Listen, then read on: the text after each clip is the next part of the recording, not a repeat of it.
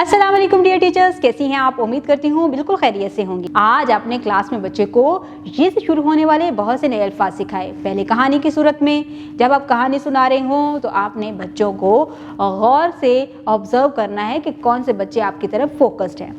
LED पर सुना रहे हैं तो एलईडी की तरफ होने चाहिए। अगर आपकी तरफ फोकस है तो आपकी आवाज़ की क्वालिटी, आपकी आवाज़ का उतार चढ़ाव, लब लहजा, आपकी बॉडी लैंग्वेज और आपकी तलफ़ुज़ ही बच्चों को उन अल्फाज से मुतारफ़ करवा सकते हैं जो कि हम उनको सिखाना चाह रहे हैं। और उन अल्फाज पर ज़्यादा ताकीद करें जो कि हमने बच्चों को सिखाने हैं। इसके बाद जब बच्चों को स्टीम एक्टिविटीज़ करवा रहे हों तो उसमें भी आपने बच्चों को इन्वॉल्व करना है।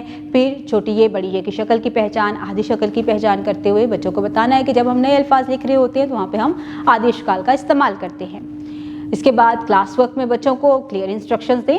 होमवर्क के लिए क्लियर इंस्ट्रक्शन दें और बच्चों को कहें कि वो घर जाकर इसको मुकम्मल करें और अपने पेरेंट्स को ज़रूर बताएं कि उसने क्या क्या घर क्लास में किया है। उम्मीद करती हूँ आपने आज की इस वीडियो से बहुत कुछ सीखा होगा। मज़ीद सीखने और जानने के लिए हमारे साथ रहिएगा। मिलते हैं अगली वीडियो में, तब तक के लिए अल्लाह हाफ़िज़।